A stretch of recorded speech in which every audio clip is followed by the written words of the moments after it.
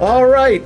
I just want to say welcome to all the agencies that are here. We love doing this at GovBrief, being able to do interagency briefings, especially on topics that are important to you. That's the objective here.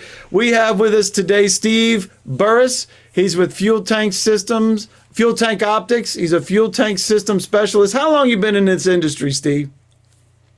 Oh, I've been in the oil industry for about 45 years. 45 years, folks. So my thought is if there's something happening in a fuel tank, and that all that time was spent dealing with fuel and fuel tanks?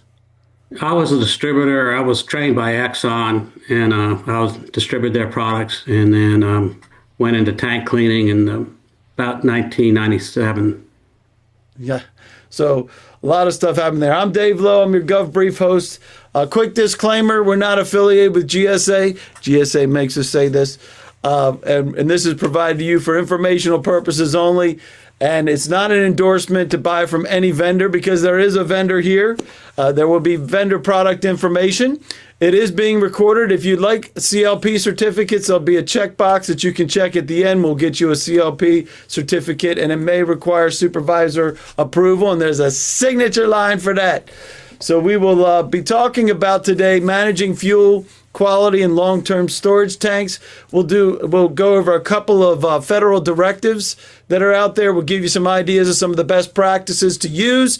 Talking about floating suction lines. For those of you who have not heard about that, that's the specialty that Steve is in, and he'll give us some advice on that and how that works, as well as how you can use this for the fuel and maintaining your fuel supply. We'll get into some case studies. We're actually smattering those case studies in throughout of this, right, Steve? We have several of them. Mm-hmm. Yep.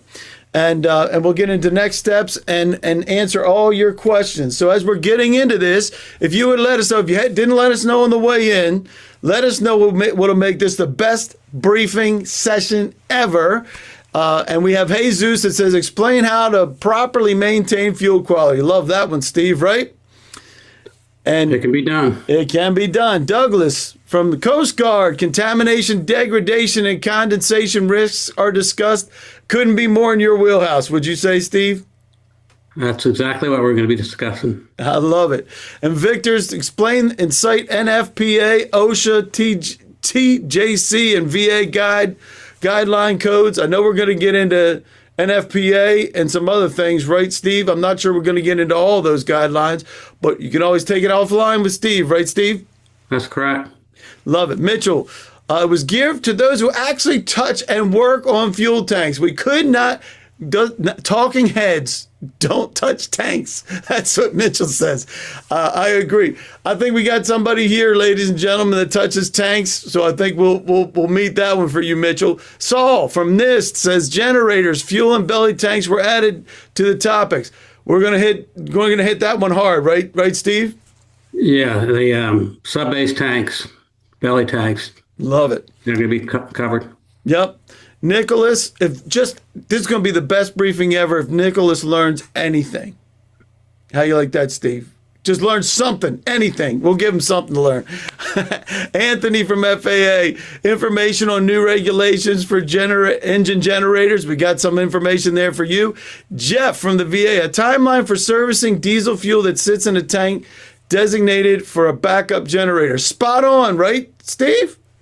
That's exactly what we're going to be talking about. Robert, VA measuring sulfur content off of delivery trucks is addressed. We're not going to dive too much into that. What do you think about that one, Steve? What is he asking? What's Robert asking? He's wanting to get the sulfur content upon delivery. That cannot be done. You're going to have to get a certificate from the people supplying the fuel. Gotcha. Well, there you go, Robert. If that solves your problem, or at least gives you the answer, you can leave. I'm just kidding. Hang around for a little bit. Tony from FPS is taught in layman terms and cost effectiveness for MPS. Love that. Layman terms. I think we're going to if I can understand it, hopefully that'll be about as layman as it gets. Michael at FAA. Briefing materials available to keep. That is going to be the best briefing ever for you, Michael, because we're going to give you all the handouts as well. So please address. Amanda says EO 14154 and 4210. We got 1412, 2210. We got that one in the handouts. Evan, generator resiliency. Love that. Heating oil treatment for long-term storage. We'll talk a little bit about that. Jacob, how to keep long-term stored fuel usable. We'll talk a little bit about that. Right, Steve? Yeah. And we'll give you some steps to follow. Love it. And Nashawanda from USAF, information I can use as a contracting officer. Love having contracting officers here. Appreciate you joining us. We'll do that at the end for sure. Andrew, level monitoring and control. Will we talk about lever monitoring, Steve? Yeah, I can touch on it. All right, sounds great. Lowell, monitoring systems to make sure you put this in the chat if you want us to hit anything that you want. Monitoring systems to maintain underground fuel tanks to prevent contamination of fuel. Positively, we're talking about that today. Right, yes. Steve? Mitchell, can the FAA be encouraged to keep fuel stabilizers and enzyme treatment on hand for EG and tank technicians? I think that's.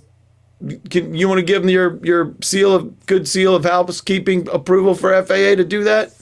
Is that sure, a good idea? I don't know why they wouldn't have it on site. I agree. Walter, long-term storage of diesel and what point it fails. Love that. And algae. Joe, talking about algae growth and ASTs. I think we're going to hit that pretty hard, aren't we? Yes. All right. We love participation. I'm going to pop the docs into the handouts right now. So if you could do me a favor and click on that in the chat, you're going to see the top link says session docs. If you would do me a favor and click and make sure you get to something that looks like this. And then I'll tell you what to do. Thumbs up if you're getting this. Everybody good? Everybody good? There we go. Got some. If you can't, there'll be a link at the end or a question at the end. If you can't get to it, we'll make sure you get it.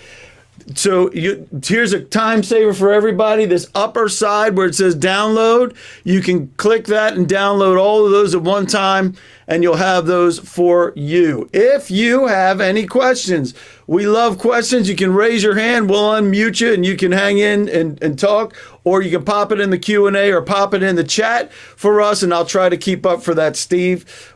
Keep up with that for us. The private dialogue, if you don't want everybody and their mother to see it, send it to Steve at topflowfsl.com. It'll be there the whole time, and Steve will get that at the end, and he'll be able to get that information for you if you have any questions. Emmett says AST 15,000 G long term. You know what that means? 15,000 gallon long term storage, AST. What is AST? Above ground storage tank. Okay, above ground. All right, so now, Steve, you've been in this for a while. Tell us about Fuel Tank Optics and Top Flow, because both of those, are those both your companies? Is that how that works? Yes. Like I said before, I was trained by Exxon, and I was an Exxon distributor, and I sold that business about in 97. And I couldn't sell virgin products, so I went to my customers and found out what they needed was someone to clean their hydraulic oils and their fuel. So I started in 97 with a company called Petroleum Recovery Services, and we specifically clean fuel tanks. From there, I noticed the problem was always at the bottom of the tank. Water, separating oil gets to the bottom of the tank, and that's where your contaminants are. Unfortunately, that's where your pickup is. So hands-on experience, I decided, why are we pulling fuel from the bottom of the tank? Well, why don't we pull it from the middle of the tank like aviation tanks do and big generators, big electric generating companies do. So started Top Flow was a floating suction line that goes in the tanks. And what's different about Top Flow than other competitors is it can go in through the same opening that your pickup lines go through. So we can put it in a standard opening on a 10,000 above ground tank is 4 inches. We can put it through the 4-inch hole. And on sub-base tanks, we can get down to an inch. Or we can go the other way. With bigger tanks, we can go up to 8 inches. Love it. So, and you're a woman-owned small business, and you have patents on this technology, so that can help with some justification and approval language for you contracting officers out there.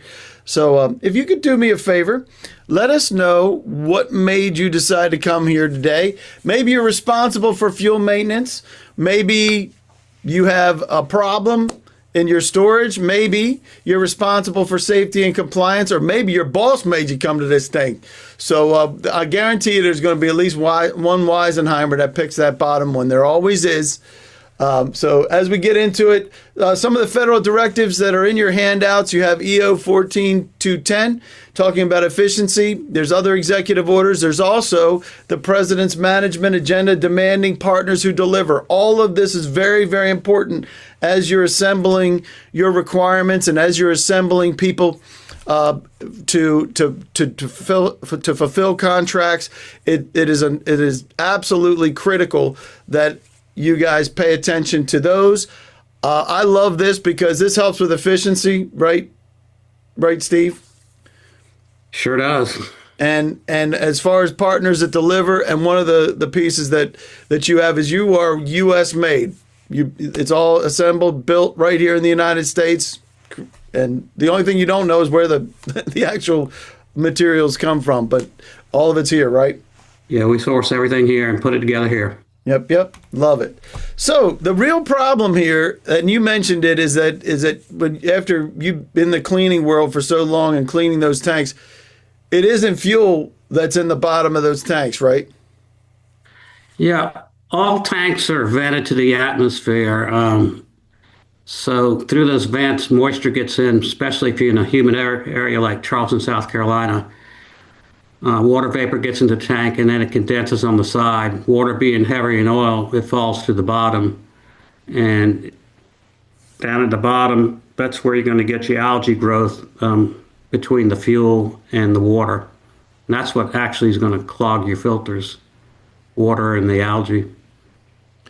And then you have the sludge and other, like the tanks starting to degrade and things? Yes, as fuel degrades over time, particulates fall out of the fuel and go to the bottom. And algae goes through life processes.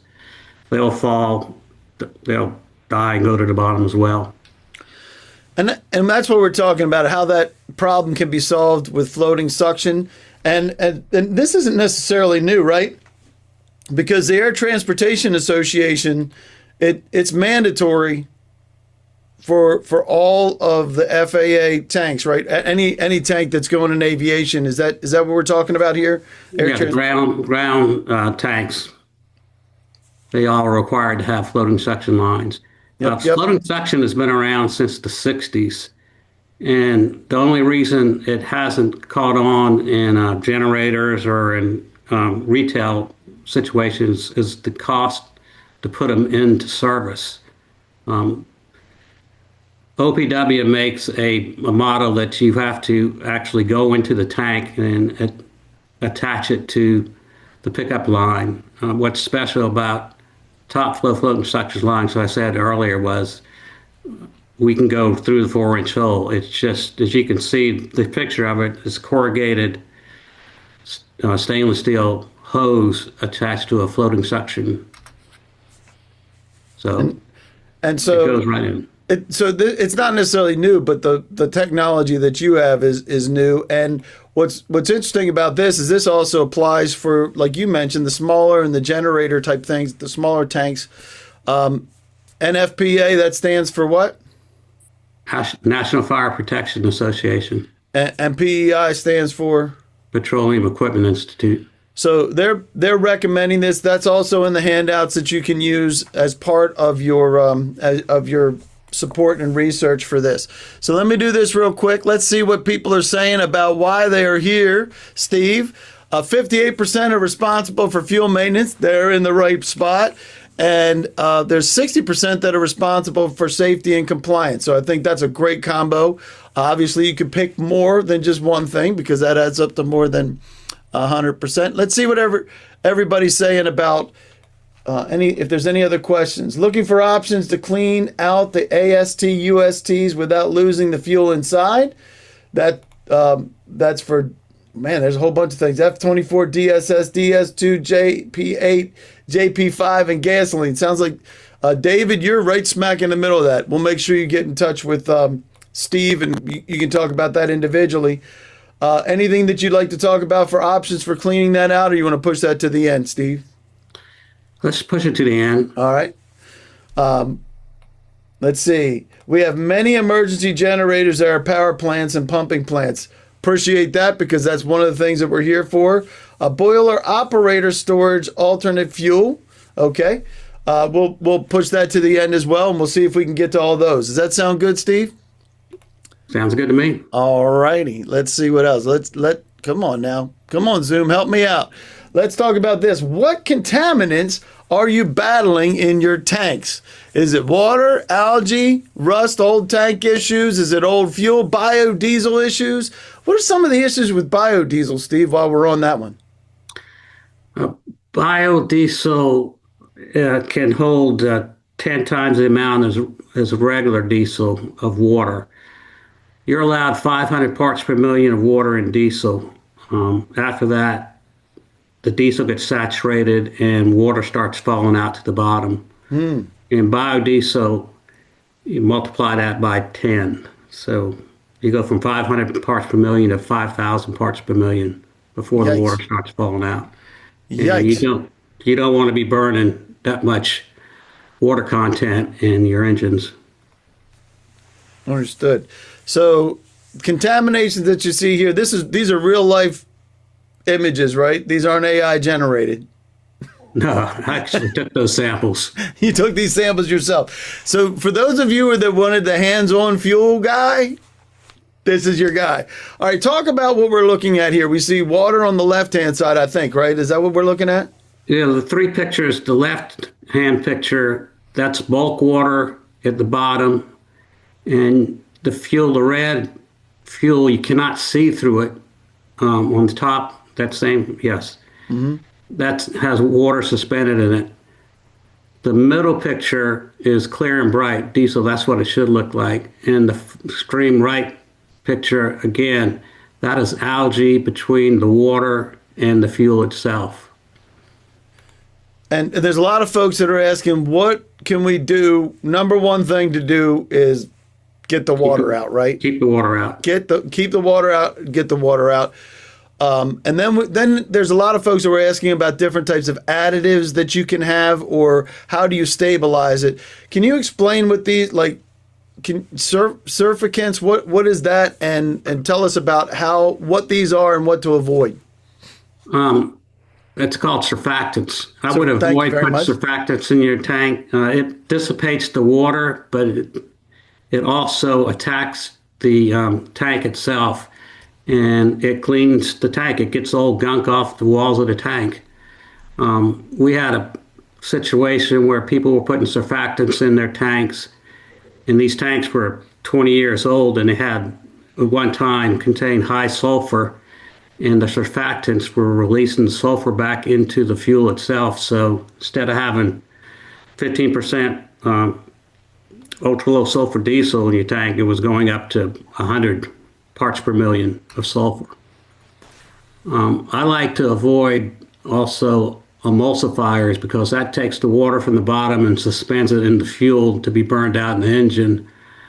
I did this for 30 years, and I promoted using demulsifiers that would make the water drop out to the bottom so it could be mechanically removed by suction.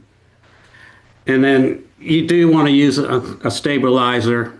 I use this product, ILFC 1032, which was all-around stabilizer additive for fuel. Now, you don't sell that. No.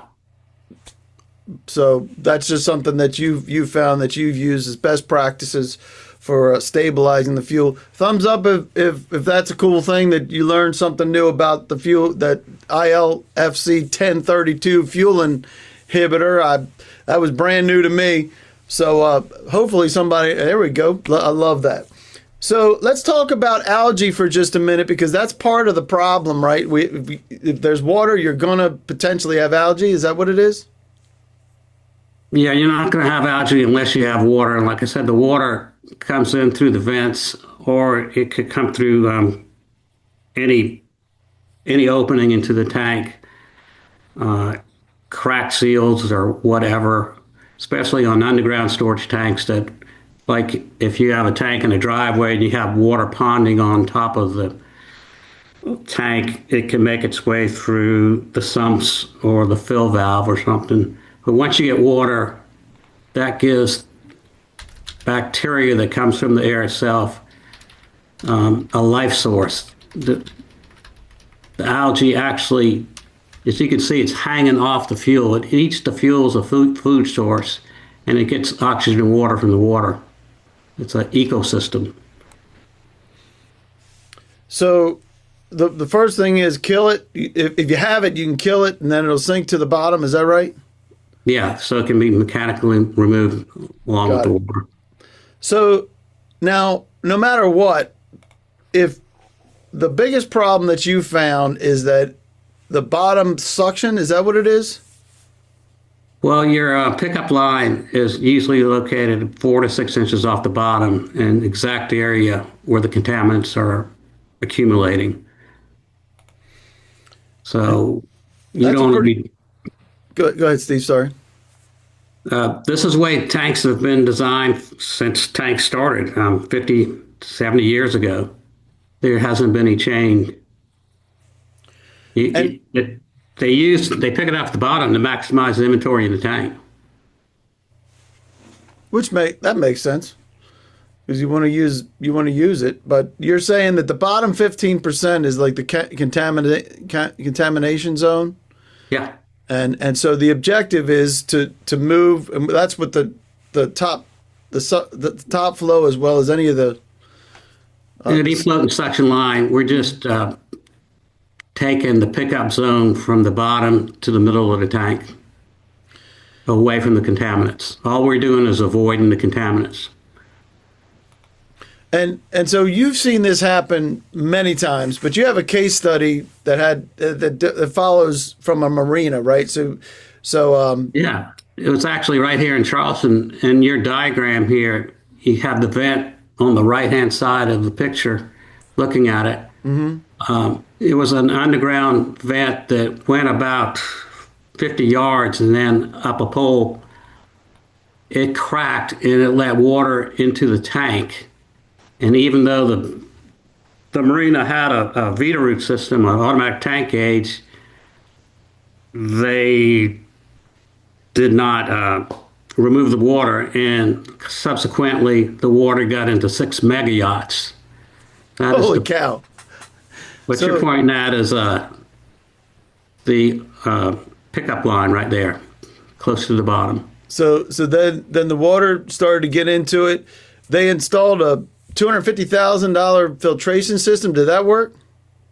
Yeah, it does work, but they didn't need to spend that much money. They pumped 6 mega yachts with water, and they had to repair those yachts. They had to fix the problem. They put one of the solutions they had was the $250,000 filtration system that nobody knew how to run once the vendor got off the property. They lost 6 weeks of sales during May in Charleston, which is the transient season here when boats coming back from Florida and going up north. And they had reputational damage. Once it got out that they were pumping water into yachts, nobody wanted to get fuel there. I can't imagine. Can't imagine that'd be the case. And that's one of the things that I've found with federal agencies is that the reputational damage is a critical problem when something goes wrong, especially if you're dealing with emergency generators, and we'll talk about that in a few minutes. So tell us how this floating suction works from the top. Let me get back to that marina for a second. Go ahead. So we came in and we put floating suction in all their tanks. They were changing their filters monthly. When we got in there, we put the floating suction lines just like that into their fuel tanks, and they weren't changing filters at all. And after 6 months went by, they changed their filter just to see what it looked like, and it didn't even need to be changed. It wasn't dirty. Subsequently, they've pumped 2.5 million gallons of fuel through their system without a problem. 2.5 million gallons? Yeah. It was just unfortunate that we didn't get there before they had the problem. That they never would have pumped that water into the fuel, into the yachts. Into the yachts. So, and the filters obviously last longer because they're pumping good fuel. What does slow flow mean? Is that like when you're at the gas pump and it's just brutally slow? Exactly. If you ever go to a gas pump and it's very slow and you get frustrated, that's because the filters are clogging up with the contaminants from the tank. And if that ever happens to you, I mean, I'll just hang up the fuel pump and go to another station. Because it's already saying that there's something wrong. There's something wrong there, yes. Something wrong. It's usually clogged filters. So, and retail stations, they do not want slow flow. They want to pump about 9 gallons per minute.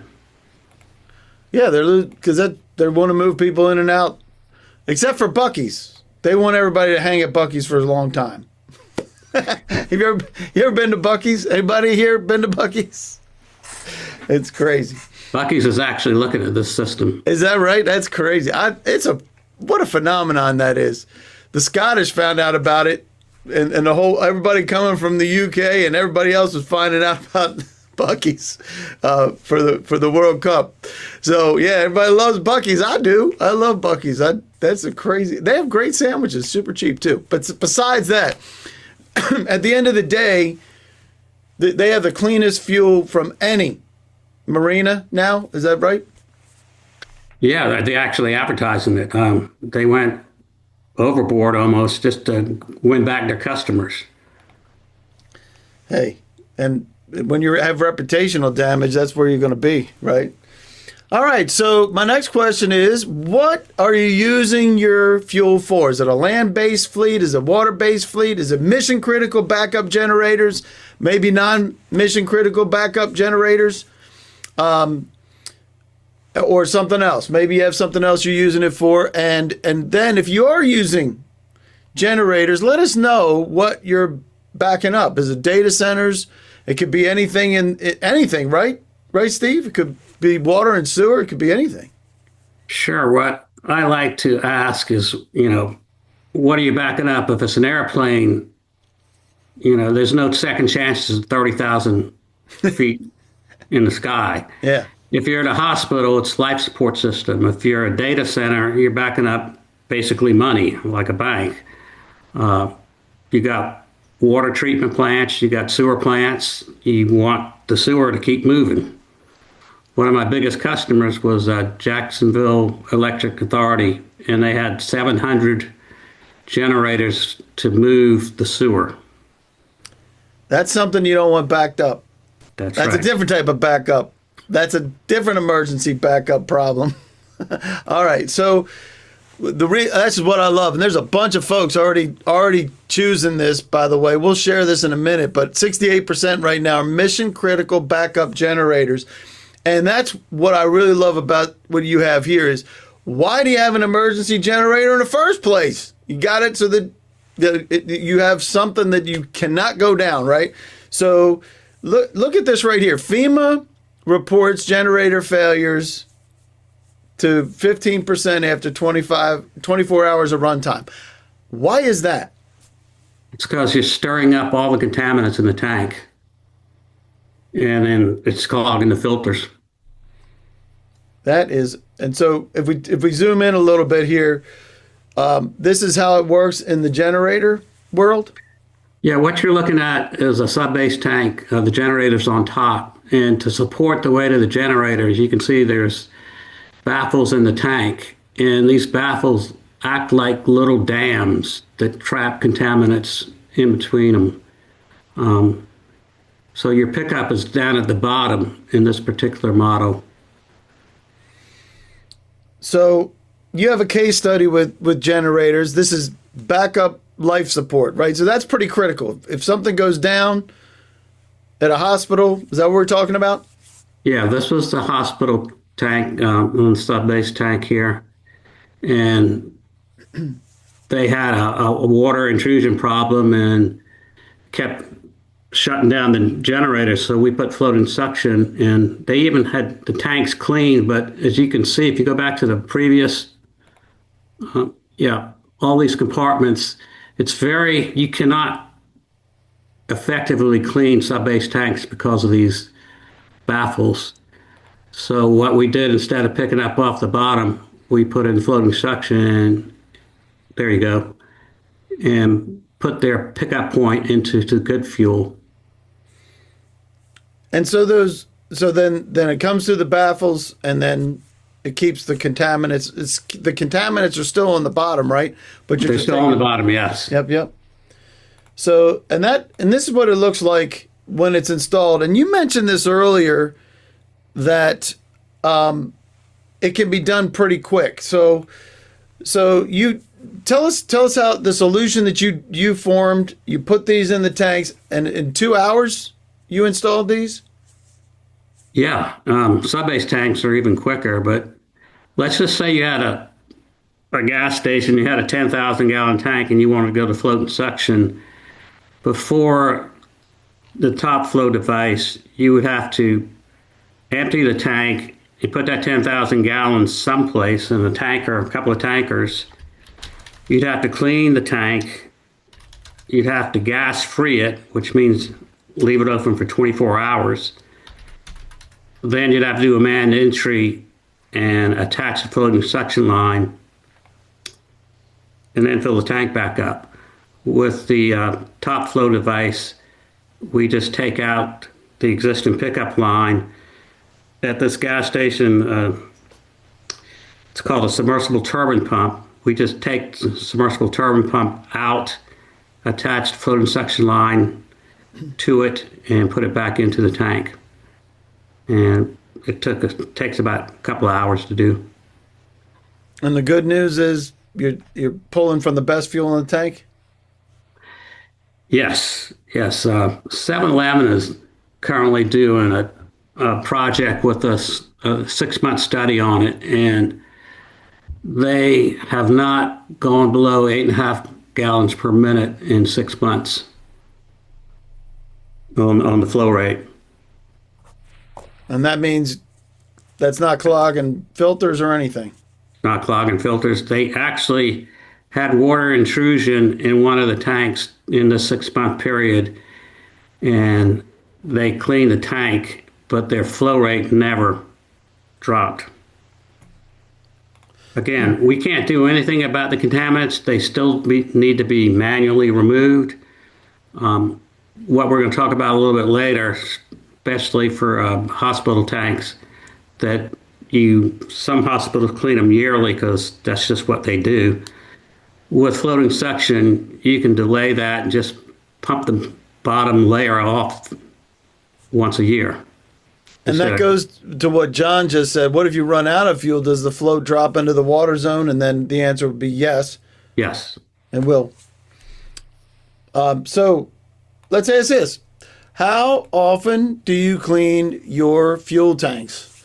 Is it every 6 months, yearly, every other year, never, or maybe you don't know when it's being done, which is all right. We always like to know. So what I like about your case studies is that you have real life experience in dealing with folks like VAs, right? Because you've cleaned those tanks in the past. Oh yeah, I started in '97.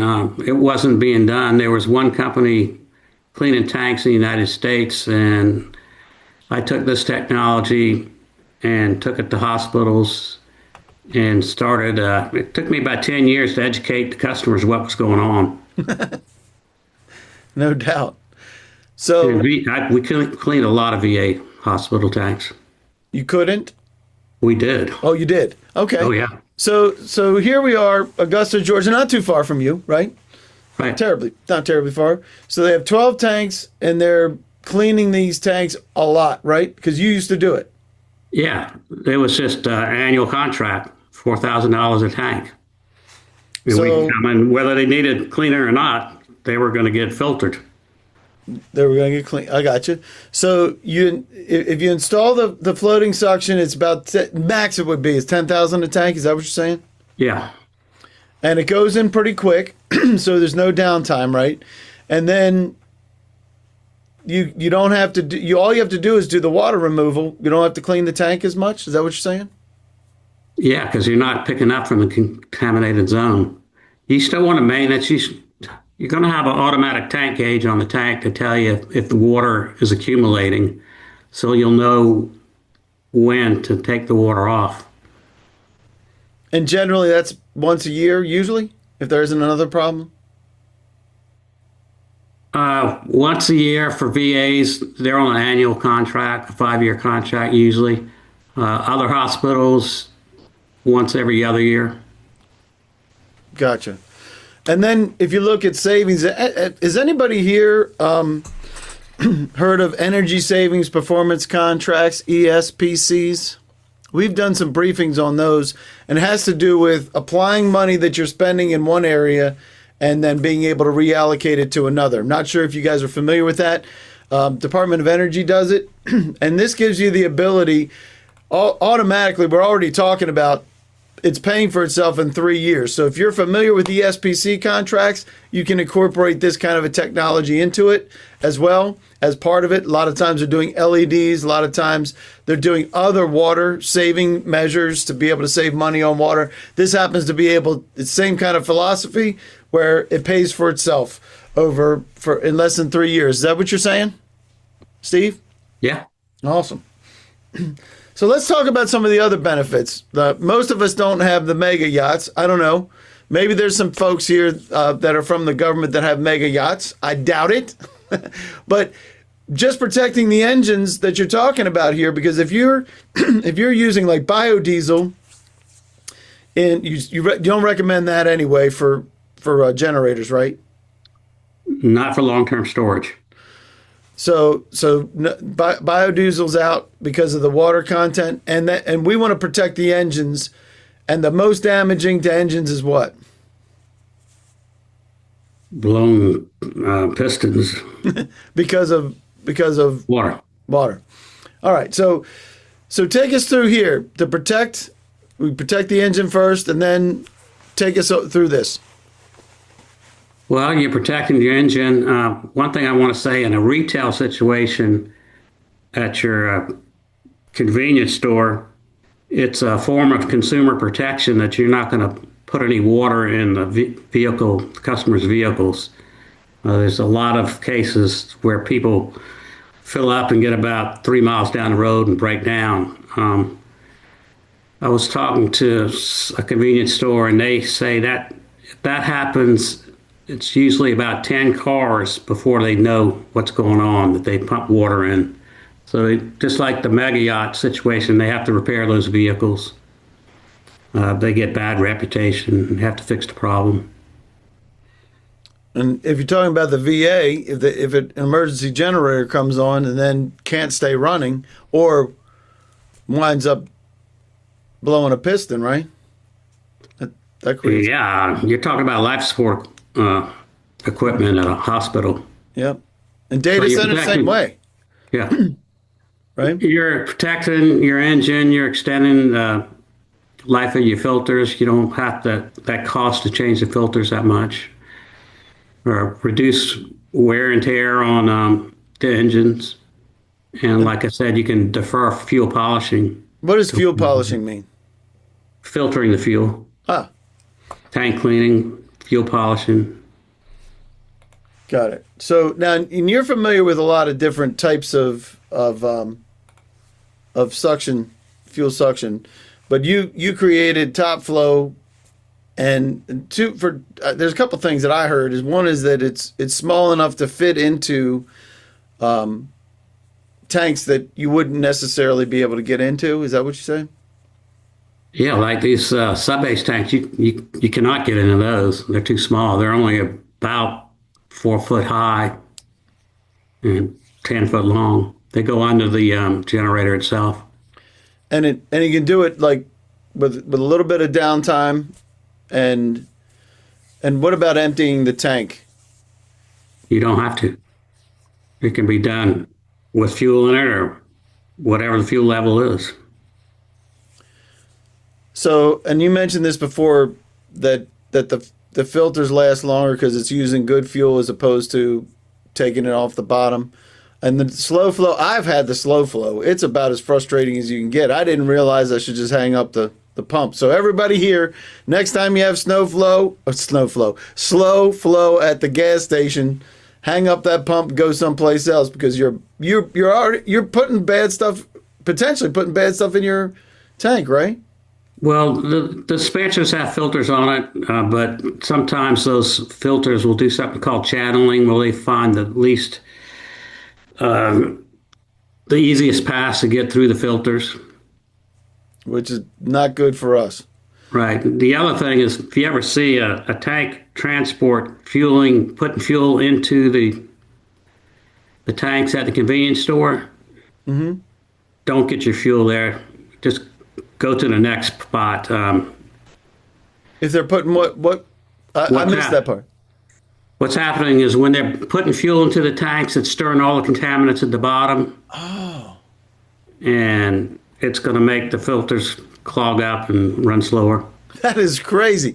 Two things I learned today. One of it's slow flow, and then if they're filling it while you're there, if you get it before they come, it's usually okay.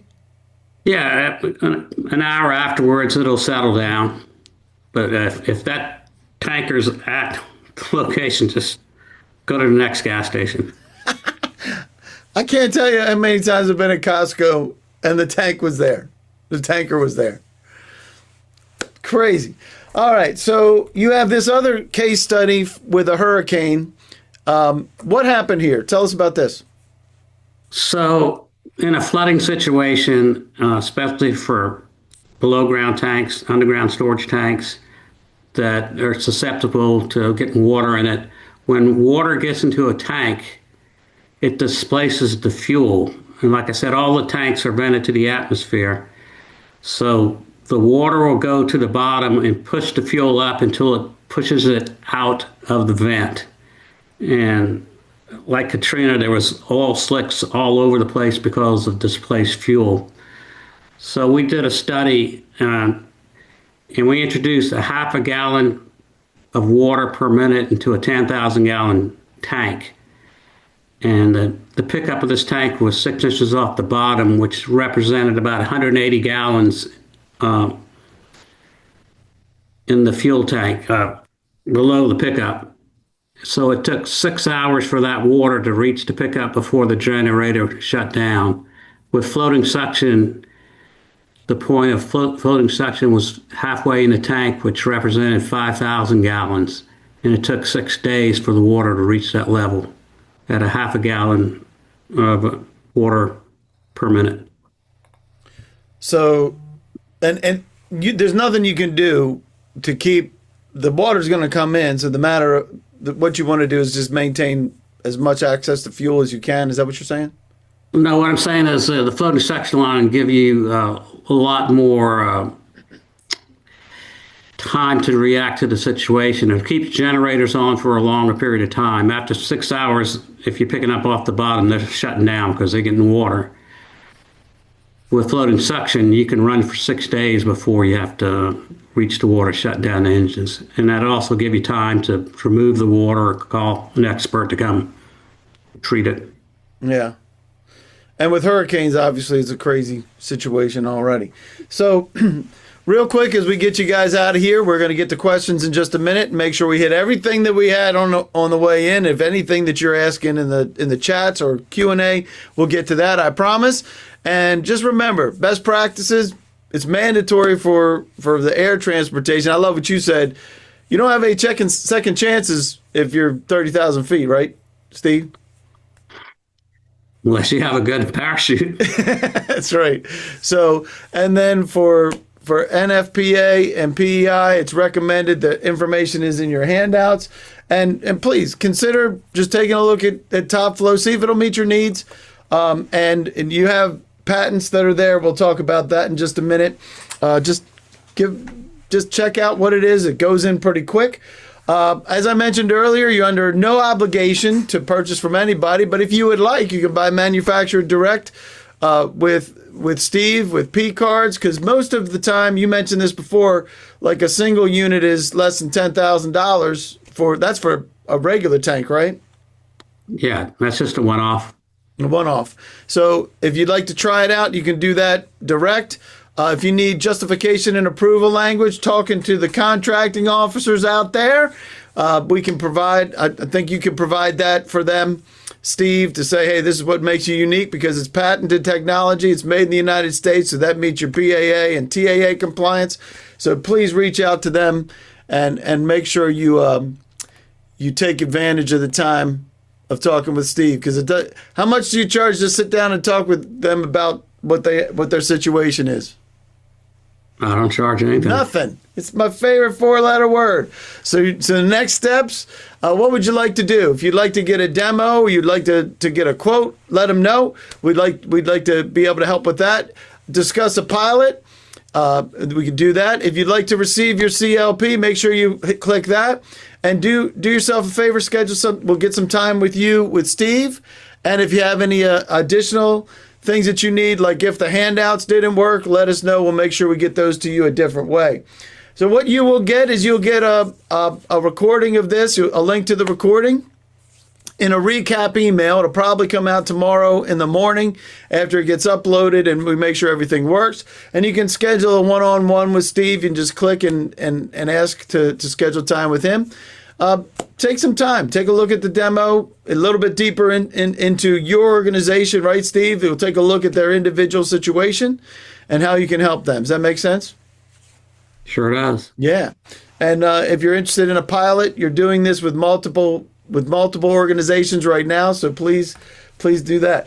Remember to download all the information before you get out of here. Let me make sure I do this. It is the top link right there, the session docs, if you can get to those. And we're gonna do some Q&A. Let's see. We answered John about what do you do if it runs out of fuel, it drops into the water zone. That's true. And Rebecca, Let me address that. What's that? Let me address that. Like I said before, most of these tanks are going to have automatic tank gauges that will allow you to know how much water is in there. And you can also go in there and they will actually cut off the system. You can program it to cut off the system at certain depths. Gotcha. And Tanya is saying, contracting officer learning how to help the Army Test Center get contracts in place for tank maintenance and provide emergency repair for those if the tank's equipment fails. Not the tank repair itself, the equipment associated within and outside the tanks. That's where this would apply, Tanya. The more I understand, the better quality contracts I can award. That's why we love you, Tanya. Love the fact that you're here. Love contracting officers that are checking things out outside of just figuring out the contracts, right? Love the T's and C's too, because man, I get fired. There's no way I could do their job, Steve. Can't do contracting officer's job. Couldn't do it. Wesley's asking, what about freeze protection? That's a great question. What would you recommend for that? Freeze protection. Actually, we've been in tanks where the water in the bottom of the tank is turned to ice. With floating suction, you're not down at that level. You're higher in the column of fluid where it's liquid. But you would need to put additives into the fuel, winter additives for diesel fuel. And does that keep it from freezing? Is that what it is? Yeah. Got it. What is the life of long-term fuel for generators with treatment? How long does it usually last? Walter's asking. Shelf life on diesel fuel is generally considered a year and a half to 2 years. With proper maintenance, removing the water and putting inhibitors in, I've seen fuel that's 10 years old and still good. That being said, I am advising a consultant down in Florida his fuel is 20 years old, and he's going to have to get rid of it. It just doesn't have the proper cetane levels. So you do yearly analysis on the fuel, let you know if it's good or not. And what if they have old fuel and don't know what to do with it? What then? What do you recommend? Call me and I'll find a home for it. That's what I'm doing for this outfit down in Florida. They got 2 million gallons of bad fuel. And generally, where would you normally put that? You don't want to put it in an engine, right? No. It goes to re-refiners or asphalt plants or somebody that doesn't have a requirement like generator fuel. That makes sense. So, Walter, did that help? All right, let's see what else we got. I want to make sure let me just hold this for a second. All right, Walter says, yes, sir. Let me go back here, make sure we got everything that we looked at before about please address. So we got this one done with the EOs that are in your handouts.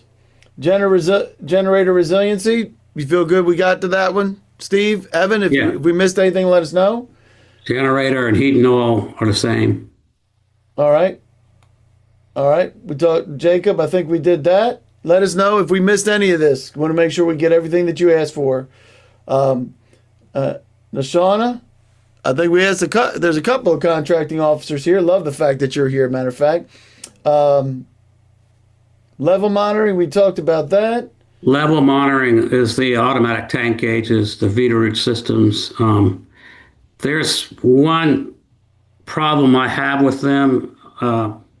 They are measuring bulk water in the bottom of the tank, and that's water that has accumulated, it's fallen out of the fuel. The fuel's really not in compliance. There are systems out there that you can measure parts per million water in the fuel and let you know when it's going bad. And if you're interested in that, just call me on the sideline and I can explain what's going on. All right. And monitoring systems, that's what we just did, right? So yeah. I don't think we're at the pay grade to make recommendations, but we can encourage the FAA, right, for Mitchell? We think that's a good idea. Long-term storage of diesel, and what point does it fail? Walter, we did that one, right? And we did the algae, right? That was earlier on.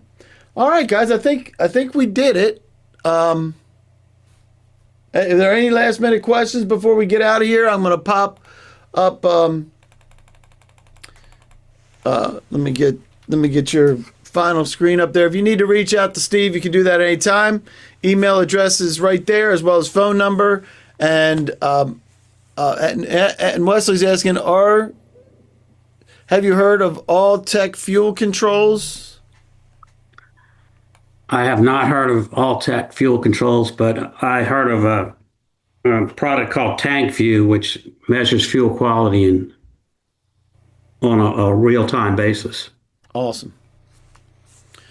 So there you go. Any last-minute questions before we get you guys out of here? We know that you got another meeting coming up, and we want to be respectful of your time. We really appreciate you joining us and letting Steve show off a little bit about Top Flow. I think it's pretty cool. Good stuff. Congratulations on that, on creating this. And if you know where any place that Steve should be going, please let him know where the best place for him and your organization so that so they can take a look at it. If it isn't you, do us a solid and get us a referral. Sound good? All right, guys, we appreciate you joining us, and we will see you next time. Any last minute things you want for everybody here, Steve? No, I don't have anything else to add. All right. Well, we appreciate it. Great stuff. And it's always great to hear somebody that knows about their business. That's what I say. Definitely an expert. And I love having experts here with Interagency Briefing. So thank you very much from GovBrief. Congratulations, Steve, on everything you're doing. Thank you. You bet. See you.